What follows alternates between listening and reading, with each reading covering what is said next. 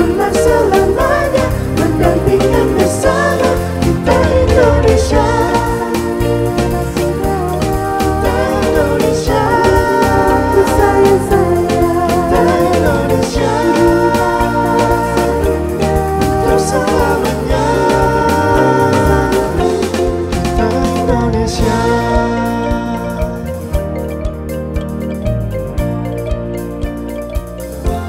Kita Indonesia.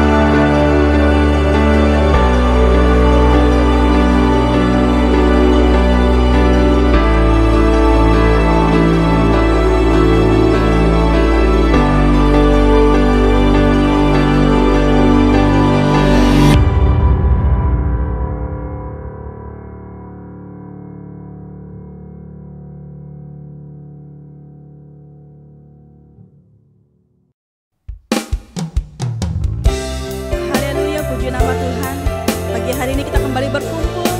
Kita akan menyembah Dia, Raja segala raja. Dia Tuhan, sumber pengharapan kita dan sumber kekuatan kita. Haleluya. Oh, haleluya.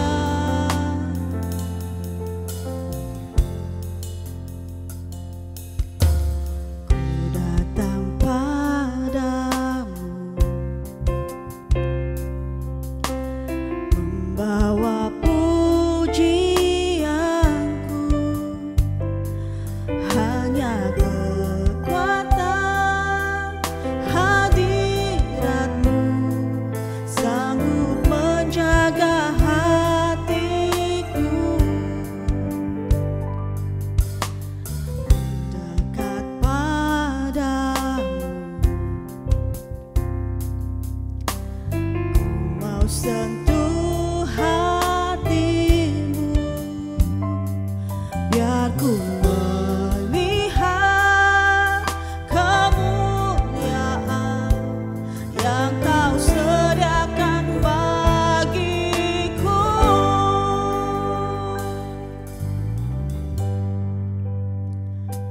Bagimu pujian, hormat, kemuliaan, Kau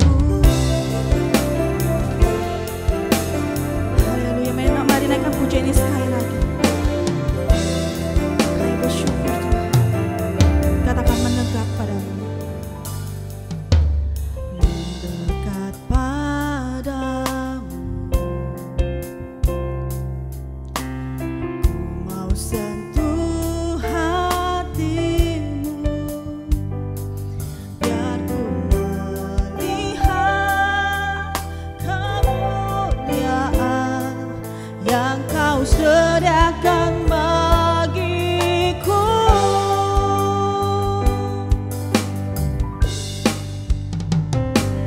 Bagimu pujian, hormat, kemuliaan, Kaulah kebanggaan di dalam hidupku.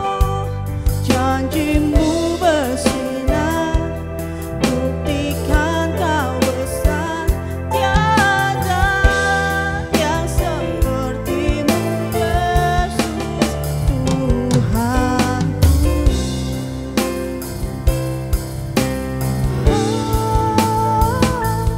Bagimu pujian, hormat, kemuliaan, Kaulah kebanggaan di dalam hidupku.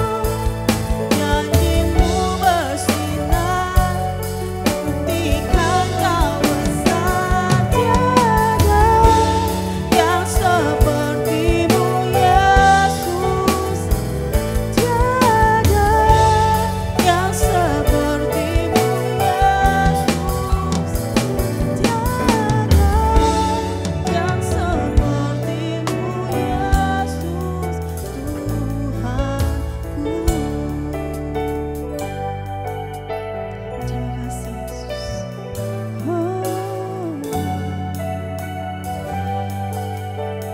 Haleluya. Kami bersyukur Tuhan untuk kebaikan-Mu. Kami bersyukur untuk penyertaan-Mu. Kami bersyukur untuk setiap kekuatan yang Tuhan berikan bagi kami. Pagi hari ini kami Bapa ingin memuji dan menyembah-Mu Tuhan. Kami ingin memberikan yang terbaik hanya bagi Engkau Allah. Karena Engkau Allah yang terlebih dahulu telah memberikan yang terbaik bagi kami. Terima kasih Tuhan. Hanya di dalam nama Tuhan Yesus kami berdoa dan mengucap syukur. Haleluya. Amin.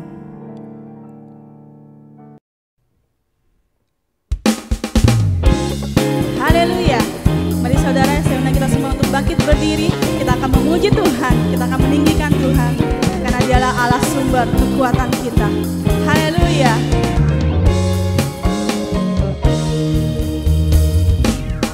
Hanya Kau milikku di surga, tiada yang ku ingini di bumi, hanya Kau. Tak ku andalkan kekuatanku,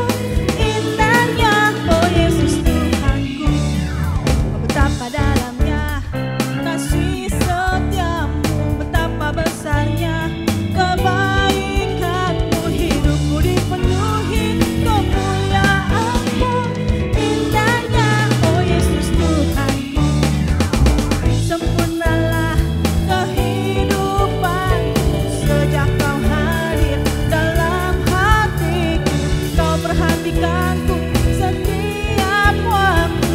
Oh sungguh indahnya Yesus Tuhanku, betapa dalamnya kasih setiamu, betapa besarnya kebaikanmu. Hidupku dipenuhi kemuliaan-Mu, indahnya oh Yesus Tuhanku.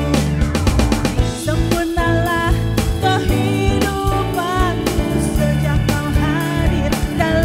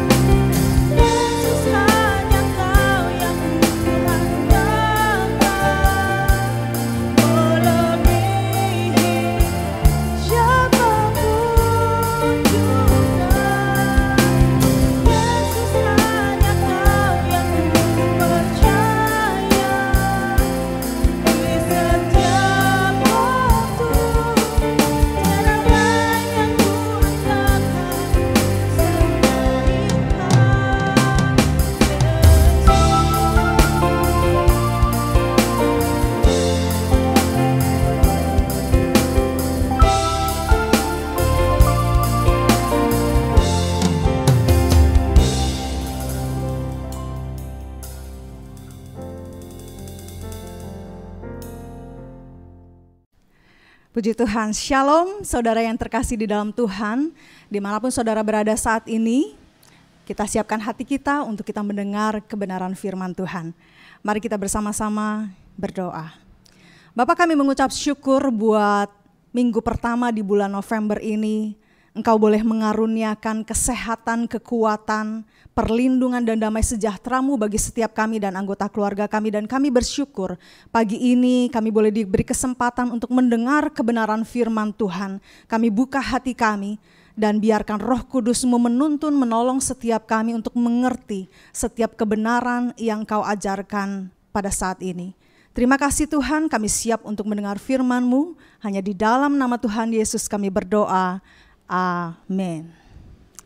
Puji Tuhan, Bapak Ibu Saudara yang dikasihi Tuhan, tanpa terasa kita sudah memasuki di bulan November di minggu pertama ini, dan masih di dalam rangkaian pembelajaran tentang konsisten. Apa itu konsisten? Bahwa kita boleh mengalami pertumbuhan dari setiap hal yang kita lakukan terus menerus dan membawa perubahan baik bagi pribadi kita maupun orang lain di sekitar kita. Di dalam Roma 12 ayat yang ke-12 dikatakan firman Tuhan, bersukacitalah dalam pengharapan, sabarlah dalam kesesakan, dan bertekunlah dalam doa. Hari ini kita akan belajar tentang bertekun di dalam doa. Minggu lalu kita sudah sama-sama belajar tentang bagaimana kita bersukacita di dalam level-level yang kita alami di dalam hidup kita. Dan hari ini kita sama-sama akan belajar bagaimana kita bertekun di dalam setiap doa kita. Mungkin selama ini kita sudah sering berdoa, bahkan mungkin kita bisa mengambil waktu berjam-jam lamanya untuk berdoa. Tetapi yang menjadi pertanyaan adalah apakah kita bertumbuh di dalam doa kita? Dan bagaimana kita memaknai aktivitas doa dan bagaimana kita berdoa dengan motivasi yang benar di hadapan Tuhan. Di dalam Yakobus 5 ayat yang ke-16 bagian B, firman Tuhan katakan, doa orang yang benar bila dengan yakin didoakan sangat besar kuasanya. Mari kita ucapkan sekali lagi bersama-sama. Yakobus 5 ayat yang ke-16 bagian B, doa orang yang benar bila dengan yakin didoakan sangat besar kuasanya. Ada dua hal yang patut kita garis bawahi, yaitu bagaimana kita boleh menjadi orang yang benar dan bagaimana kita yakin ketika kita berdoa kepada Tuhan. Dan tentunya kita ingin bahwa semakin sering dan semakin lama kita berdoa, ada perubahan yang terjadi di dalam kehidupan kita. Kita boleh memperoleh jawaban Tuhan, kita boleh memperoleh apa yang kita minta kepada Tuhan, yang kita hadapi dalam pergumulan kita atau dalam kesulitan kita, atau bahkan ketika kita diperhadapkan harus mengambil keputusan yang benar. Kita sering mendengar bahwa doa adalah nafas hidup orang percaya. Namun kenyataannya banyak orang percaya yang tidak hidup, atau dengan kata lain tidak berdoa. Atau bahkan mungkin di antara mereka berdoa, tetapi doa yang mereka naikkan adalah doa dengan perkataan yang sama, dengan kalimat yang sama, bahkan mungkin di waktu yang sama. Misalkan di pagi hari bangun berdoa untuk meminta penyertaan Tuhan, melakukan di jam yang sama dengan isi doa yang sama. Pertanyaannya adalah bagaimana kita memaknai setiap doa yang kita kerjakan di dalam hidup kita. Di dalam Matius 6 dan Lukas pasal yang ke-11 membahas tentang bagaimana Tuhan Yesus mengajarkan murid-muridnya untuk berdoa, yang kita kenal dengan doa Bapa Kami, bahkan yang sering kita ucapkan di dalam akhir ibadah kita. Nah, hari ini saya akan membagi di dalam 3 bagian esensi dari doa Bapa Kami yang diajarkan oleh Yesus kepada murid-muridnya. Bila kita boleh belajar bersama-sama tentang 3 bagian ini, sehingga saya rindu bahwa setiap kita boleh mengalami pertumbuhan di dalam doa-doa kita. Bagian yang pertama kita baca bersama-sama di dalam Matius pasal yang ke-6 ayat yang ke-9. Firman Tuhan katakan, karena itu berdoalah demikian, Bapa kami yang di sorga, dikuduskanlah namamu. Bapa kami yang di sorga, dikuduskanlah namamu. Di bagian yang pertama ini esensi yang mau saya sampaikan adalah bahwa doa menggambarkan sebuah hubungan. Ketika kita memanggil Allah sebagai Bapa kita, Di situ ada gambaran hubungan bahwa kita adalah sebagai anaknya dan Tuhan adalah sebagai Bapa kita. Doa adalah hubungan antara kita dengan Tuhan. Semakin kita mengambil waktu untuk membangun hubungan dengan Tuhan, maka hati, pikiran, bahkan kehendak kita diubahkan menjadi seperti yang Tuhan kehendaki. Sehingga ketika kita meminta, maka akan diberikan kepada kita. Ketika kita mencari, kita akan mendapatkan. Dan ketika kita mengetuk, pintu-pintu akan dibukakan kepada setiap kita. Itu yang tertulis di dalam Lukas pasal yang ke-11 ayat yang ke-9. Oleh sebab itu di dalam bagian pertama ini, biarlah kita boleh mengakui keberadaan Tuhan di dalam doa kita. Tidak hanya sekedar menaikkan doa dengan permintaan-permintaan ataupun permohonan, tetapi justru menggambarkan sebuah hubungan bahwa Dia adalah Bapa kita dan kita adalah anaknya. Mengakui keberadaan Tuhan dalam hidup kita dan mengakui keilahiannya adalah bentuk dari hubungan yang kita bangun dengan Tuhan. Nah, saudaraku yang terkasih di dalam Tuhan, sama halnya ketika kita berkomunikasi dengan seseorang. Saat kita mau berbicara dengan seseorang, dengan lawan bicara kita pasti akan mengenal terlebih dahulu siapa lawan bicara kita. Semakin kita mengenal dekat dengan orang tersebut, maka gaya bahasa kita, tutur kata kita menjadi lebih intim dan lebih akrab. Namun berbeda ketika kita berbicara dengan orang yang mungkin agak asing dan belum terlalu kita kenal. Tutur bahasa kita jaga dan juga intonasi juga kita jaga. Tetapi berdoa sekali lagi bicara tentang hubungan kita sama Tuhan. Oleh sebab itu bukan masalah kita jaga bicara atau tidak, tetapi apakah kita punya hubungan itu sama Tuhan. Dan ketika kita berdoa, seperti apa bentuk dan gaya bicara kita? Bukan berarti bahwa ketika kita menggambarkan kedekatan kita sama Tuhan, kita bisa kurang ajar sama Tuhan ya. Bilang, Tuhan lu baik banget, mungkin itu bahasa yang digunakan. Tetapi justru sebaliknya, semakin kita dekat sama Tuhan, semakin menggambarkan rasa hormat kita. Rasa respek kita sama Tuhan. Kenapa? Karena Dia adalah Allah yang maha tinggi, tetapi mau merendahkan dirinya untuk mendekat kepada kita. Dia adalah Allah yang maha mulia, namun mau turun dan mendekat kepada kita, manusia yang penuh dosa. Dan sudah sepatutnya bahwa semakin kita dekat sama Tuhan, maka semakin kita menghormati Tuhan di dalam doa kita. Hal yang menarik adalah bahwa di dalam doa Bapa kami yang diajarkan oleh Yesus kepada murid-muridnya adalah diawali dan ditutup dengan gambaran sebuah hubungan. Jikalau di awal doa Bapa kami, Yesus mengajarkan Bapa kami yang di sorga. Tetapi saudara perhatikan di dalam Matius pasal 6, di ayatnya yang kemudian berkata bahwa Tuhan ampunilah kesalahan kami. Nah, ini menggambarkan suatu hubungan bahwa hubungan kita dengan Tuhan itu juga akan terefleksi hubungan kita dengan sesama kita. Jangan sampai doa kita terhalang karena hubungan kita dengan sesama kita belum beres.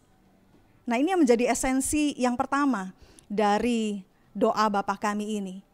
Jadi Tuhan menghendaki bahwa ketika kita berdoa tidak melulu isinya permintaan, tetapi sejauh mana kualitas hubungan kita sama Tuhan dan sejauh mana kualitas hubungan kita dengan sesama kita. Jadi kita dapat belajar bahwa untuk senantiasa kita berdoa dan terus bertumbuh di dalam hubungan kita dengan Tuhan dan sesama, sejauh itulah kita pun dapat terus dibersihkan dari hal-hal yang tidak benar dan tidak baik dalam hidup kita.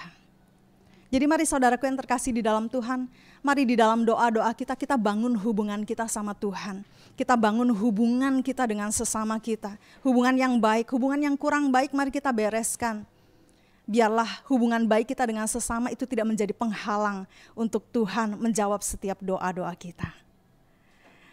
Pada bagian yang kedua, di dalam doa Bapa kami, Tuhan hendak mengajarkan bahwa ketika kita berdoa, berdoalah dengan iman. Ingat di ayat yang Yakobus tadi berkata bahwa bukan hanya doa orang yang benar, tetapi doa yang yakin didoakan. Maka doanya akan menjadi berkuasa. Nah, di bagian yang kedua ini bicara tentang Berdoa dengan iman percaya kita sama Tuhan. Di dalam Matius pasal 6 ayat ke-10 dikatakan, datanglah kerajaanmu, jadilah kehendakmu di bumi seperti di sorga.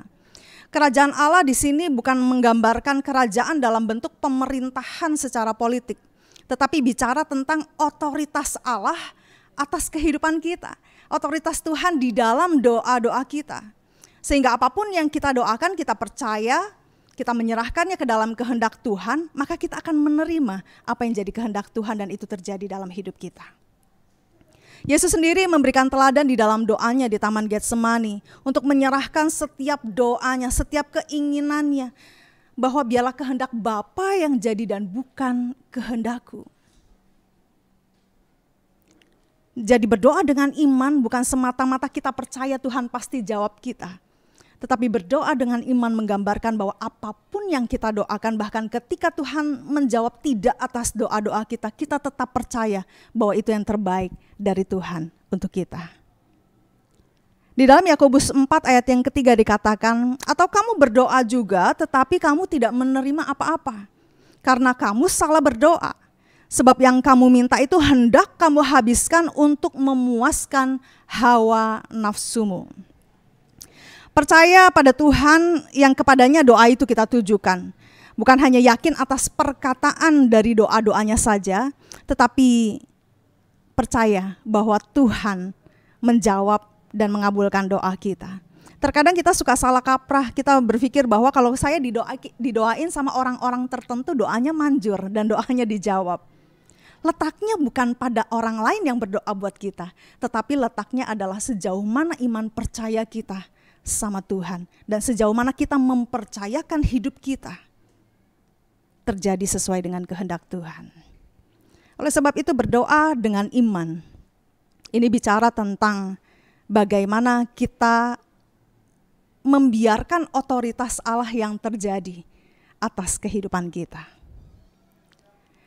Di bagian yang ketiga di dalam doa Bapa kami ini bicara tentang bahwa doa adalah permohonan.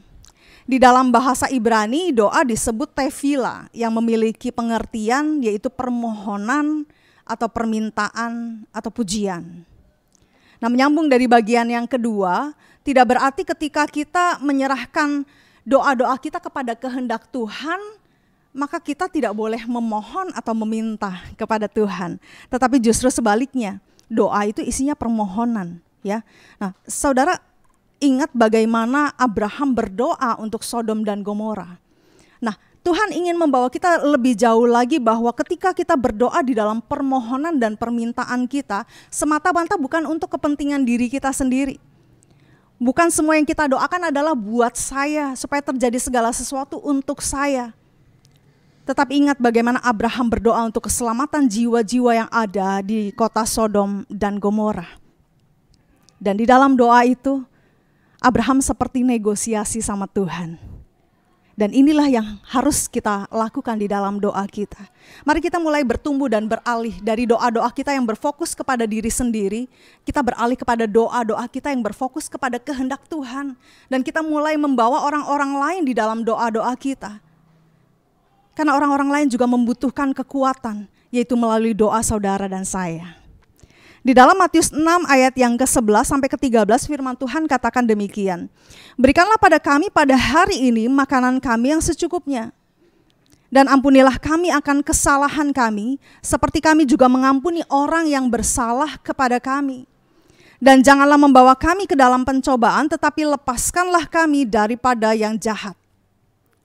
Yang namanya permohonan boleh disetujui, boleh tidak. Seringkali kita memaksa Tuhan di dalam doa-doa kita supaya kehendak kita yang terjadi, karena kita pikir itu yang terbaik.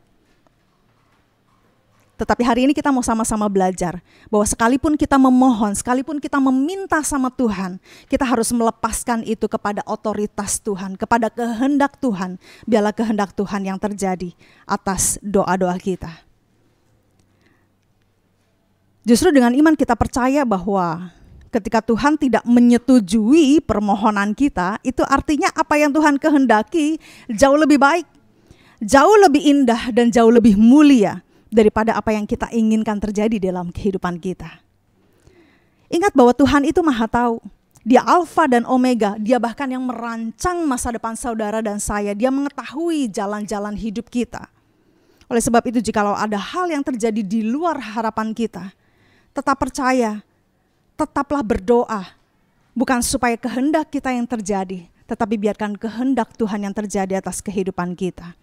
Nah, di dalam permohonan ini kita mau sama-sama belajar bahwa apa yang kita minta, apa yang kita mohon sama Tuhan bukan melulu permintaan tentang kebutuhan-kebutuhan kita. Tetapi bagaimana kita memohon kepada Tuhan untuk Tuhan juga mulai mengampuni dosa dan kesalahan kita, pelanggaran kita. Dan permohonan untuk Tuhan melepaskan kita dari berbagai pencobaan. Nah, saudaraku yang terkasih di dalam Tuhan, Stephen Furtick, seorang hamba Tuhan, berkata bahwa ketika kita menerima yang cukup, kemudian yang cukup itu habis, maka kita akan datang lagi sama Tuhan. Nah, secara tidak langsung, hal ini yang akan membuat kita terus bergantung sama Tuhan, mengandalkan Tuhan di dalam kehidupan kita. Oleh sebab itu, Yesus mengajarkan, berikanlah pada kami hari ini makanan kami yang secukupnya, bukan makanan kami yang berkelimpahan atau yang banyak, yang berkelebihan, tetapi yang secukupnya. Karena Tuhan tahu, kita adalah manusia yang terbatas. Kita butuh untuk terus nempel sama Tuhan. Kita butuh untuk terus bergantung sama Tuhan. Kita butuh untuk terus mengandalkan Tuhan di dalam hidup kita. Oleh sebab itu ketika Tuhan cukupkan segala apa yang menjadi kebutuhan kita, dan ketika itu habis, maka kita akan datang lagi sama Tuhan, memohon lagi sama Tuhan. Dan semakin sering kita datang sama Tuhan, perhatikan saudaraku yang terkasih, apa yang terjadi? Semakin sering kita bergaul karib dengan Tuhan, maka kita akan menjadi semakin serupa dengan Tuhan. Bukan hanya serupa dari karakternya, tetapi hati kita, perasaan kita, kehendak kita, itu boleh menjadi sama seperti yang Tuhan kehendaki. Dan selain itu permohonan juga berisi tentang belas kasihan Tuhan. Ada berapa banyak saudara mengambil waktu untuk berdoa syafaat, memohon belas kasihan Tuhan untuk terjadi bagi keluarga kita, bagi orang-orang yang belum mengenal Tuhan, bagi bangsa Indonesia, bagi orang-orang yang kekurangan, bagi orang-orang yang membutuhkan uluran tangan kita, sebagai orang-orang yang sudah mengalami dan mengecap kebaikan Tuhan yang telah menebus dan menyelamatkan kita. Tetaplah percaya bahwa Tuhan tahu yang terbaik buat kita, sehingga di dalam doa syafaat kita tahu bahwa ada kehendak Tuhan di sana. Yang menjadi bagian kita adalah kita berdoa. Apapun jawaban Tuhan, percayakan bahwa itu adalah kehendaknya yang terjadi atas kehidupan kita, bahkan kehidupan orang lain yang kita doakan. Nah, sebaliknya, bagaimana kalau permohonan kita itu dikabulkan Tuhan? Wow, mungkin kita akan berpikir, oh saya orang yang hebat, berarti saya menjadi orang yang benar. Saya berdoa dengan keyakinan saya yang benar. Tunggu dulu, bahwa ketika permohonan doa kita dikabulkan Tuhan, janganlah kita merasa itu karena kehebatan kita. Tetapi kita belajar untuk terus-menerus menjadi serupa dengan Tuhan, mencari wajah Tuhan, mencari kehendak Tuhan terjadi di dalam hidup saya dan saudara. Mencari kehendak Tuhan untuk apa yang Tuhan inginkan untuk saya doakan. Bukan lagi terfokus kepada diri sendiri, tetapi untuk hal-hal yang Tuhan taruh di dalam hati kita untuk kita doakan. Jadi saudaraku yang terkasih di dalam Tuhan, 3 bagian ini yang menjadi esensi untuk kita sama-sama belajar di dalam doa Bapa kami. Bahwa doa tidak melulu isinya perkataan-perkataan, isinya permintaan-permintaan, tetapi lebih kepada hubungan antara kita dengan Tuhan. Tetapi hubungan kita dengan sesama juga harus beres. Jadi tetaplah berdoa, bukan hanya untuk mengubah keadaan atau kondisi, tetapi mengubahkan kehidupan. Yaitu semakin kita dekat sama Tuhan, semakin kita diubahkan menjadi semakin serupa dengan Tuhan. Dan jangan heran ketika doa-doa saudara mulai dijawab oleh Tuhan. Saya berdoa langsung Tuhan jawab, saya berdoa langsung Tuhan bukakan, dan apa yang saya minta Tuhan langsung kabulkan. Jangan heran ketika kita semakin dekat sama Tuhan, doa-doa itu terjawab.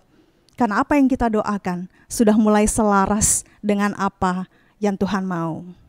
Tetaplah berdoa untuk pergumulan yang sedang saudara hadapi, dan bertumbuhlah di dalam pengenalan kita akan kehendak Tuhan di dalam doa-doa kita. Sehingga kita dapat menemukan bahwa doa itu tidak lagi membosankan, doa itu tidak lagi menjemukan, tetapi doa itu begitu menggairahkan untuk kita terus datang sama Tuhan, untuk kita terus datang memuji menyembah Tuhan, bahkan untuk kita terus datang hanya sekedar untuk mengalami Tuhan dan menikmati kehadiran Tuhan di dalam hidup kita. Sehingga dengan kegairahan ini kita dapat terus bersekutu bersama dengan Tuhan secara pribadi. Inilah firman Tuhan yang kita dengar pada pagi hari ini. Dimanapun saudara berada, mari sama-sama kita bertumbuh di dalam doa-doa kita. Sehingga kehendak Tuhan ditaruhkan di dalam hati kita, di dalam pikiran kita, di dalam segala aspek kehidupan kita. Dan dengan demikian kita akan menjadi orang-orang yang menjadi saksi Tuhan dimanapun kita berada. Mari kita berdoa. Tuhan, kami mengucap syukur buat firman-Mu. Bagaimana kami belajar untuk kami bertumbuh di dalam doa kami. Bukan hanya berdoa untuk kepentingan diri kami sendiri, tetapi kami mau mulai beralih untuk berdoa dan memiliki hubungan yang secara pribadi dengan Tuhan, membangun hubungan kami dengan Tuhan, sehingga semakin kami berdoa, semakin kami serupa dengan Tuhan, semakin kami berdoa, semakin keinginan hati kami, pikiran kami, kehendak kami menjadi selaras dengan apa yang jadi kehendak-Mu. Terima kasih buat firman-Mu, ajar kami untuk menjadi pelaku-pelaku firman, sehingga Engkau dapat menikmati buah dari kehidupan kami. Hanya di dalam nama Tuhan Yesus kami berdoa, kami mengucap syukur. Amin. Haleluya.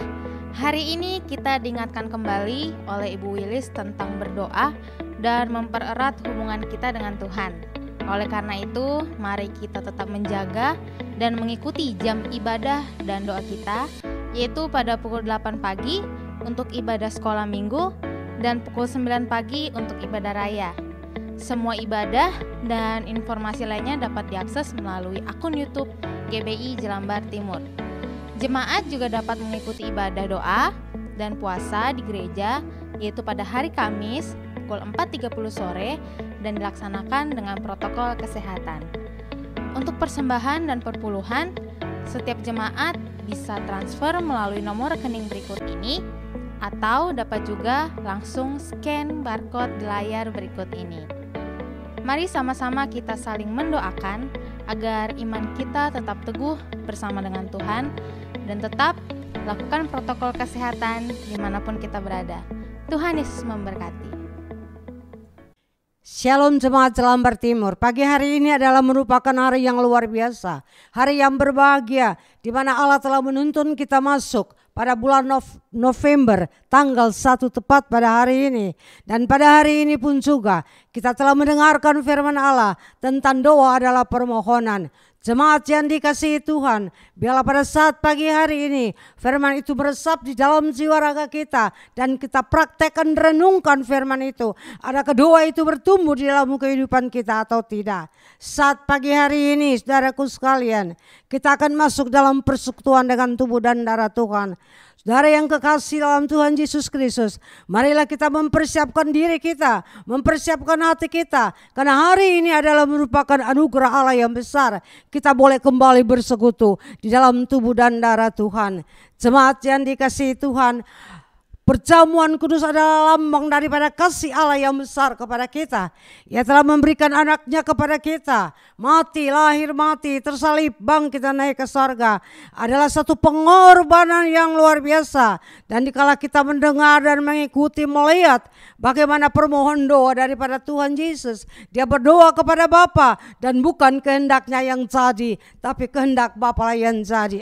Di dalam kehidupan Yesus Kristus, jemaat yang dikasihi Tuhan, dan apalah yang menjadi kehendak Bapa, itulah yang terindah di dalam kehidupan kita. Saat ini kita akan mempersiapkan diri kita untuk bersekutu dengan tubuh dan darah Tuhan. Oleh sebab itu, saudara yang kekasih dalam Tuhan, kita harus mengambil satu makna tentang perjamuan kudus ini. Tidak hanya sebagai suatu tradisi, kebiasaan setiap bulan, tapi marilah kita mengambil satu makna. Pengorbanan Tuhan itu sia-sia. Bagi saya dan saudara tidak sia-sia. Pengorbanan Tuhan itu luar biasa, memberikan pertolongan yang dahsyat dalam kehidupan kita. Dikala kita percaya kepada Allah, firman Allah berkata melalui tubuh Tuhan, melalui darah Tuhan, kita disembuhkan. Oleh sebab itu jemaat dikasihi Tuhan, mari kita tunduk kepala sejenak, dan sebelum kita tunduk kepala, mari saya mengajak seluruh jemaat, kita bangkit berdiri, menghampiri Allah, tata kerajaan Allah yang maha mulia itu. Untuk kita mempersiapkan diri masuk dalam perjamuan kudus. Di hadapan hadirat Allah hamba datang dengan seluruh jemaat Jelambar pada pagi hari ini Tuhan.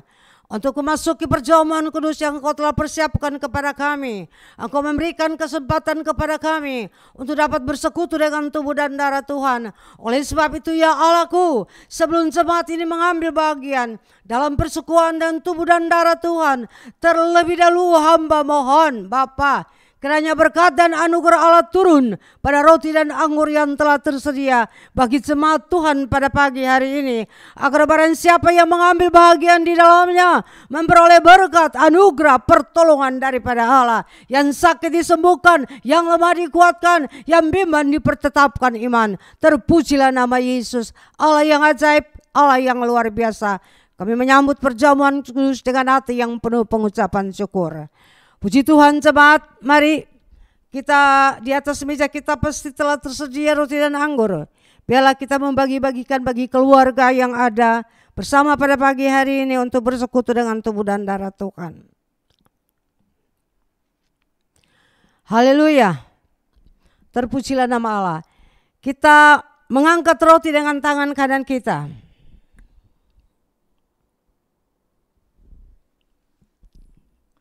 Roti ini adalah lambang tubuh Tuhan yang telah hancur bagi saya dan saudara. Oleh sebab itu janganlah kita melihat roti biasa saja, tapi kita yakin Tuhan telah memberikan tubuhnya hancur bagi saya dan saudara. Ini adalah lambang untuk mengingat akan pengorbanan Tuhan.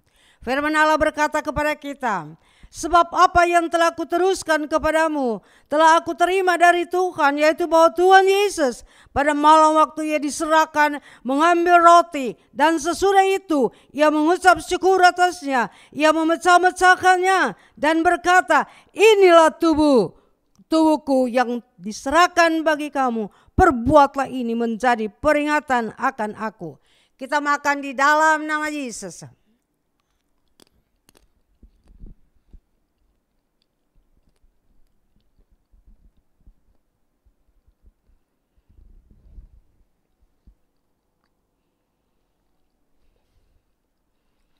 Kita mengangkat cawan, ini adalah darah Tuhan yang telah mengairi dan menyucikan segala aib tubuh kita, sehingga kita boleh menjadi sempurna di hadapan hadirat Allah. Segala penyakit disembuhkan. Darahku sekalian, tidak ada satu penyakit yang akan tertahan di saat disucikan dengan darah Yesus Kristus. Oleh sebab itu pada saat pagi ini, mungkin di antara kita ada yang mengalami kesakitan. Marilah dengan iman kita percaya Allah, Engkau sanggup menolong kita. Kita mendengarkan pembacaan firman Tuhan. Demikian juga ia mengambil cawan sesudah makan lalu berkata, cawan ini adalah perjanjian baru yang dimeteraikan oleh darahku. Perbuatlah ini setiap kali kamu meminumnya, menjadi peringatan akan aku. Sebab setiap kali kamu makan roti ini dan minum cawan ini, kamu memberitakan kematian Tuhan sampai ia datang. Kita minum di dalam nama Yesus.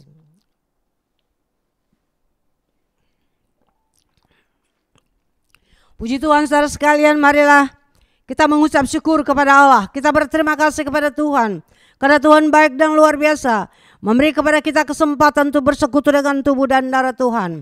Walaupun tidak di dalam ruang ibadah gereja, tetapi rumah kita pun juga adalah merupakan satu ruang ibadah gereja khusus bagi keluarga. Terpujilah nama Allah. Kita naikkan syukur kepada Allah. Kita akan masuk di dalam doa dan berterima kasih kepada Tuhan. Di hadapan hadirat Allah menaikkan syukur kepadamu bagi seluruh jemaat yang telah mengambil bagian dalam persekutuan dengan tubuh dan darah Tuhan.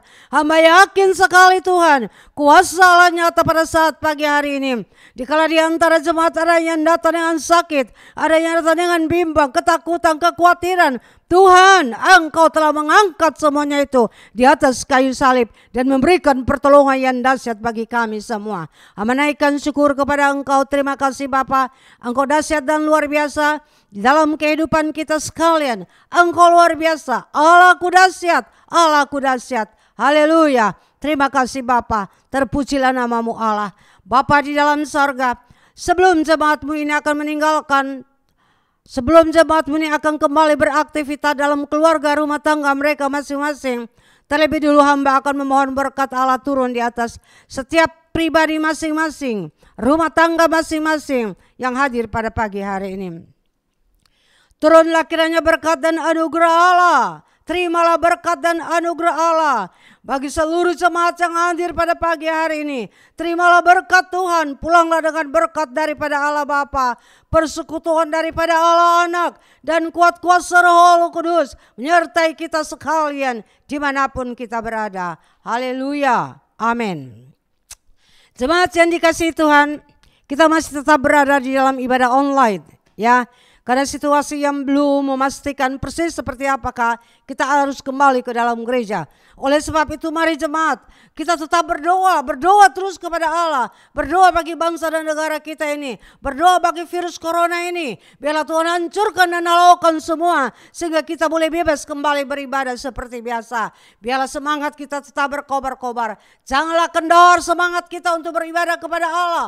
Walaupun di dalam rumah-rumah kita, saudaraku sekalian.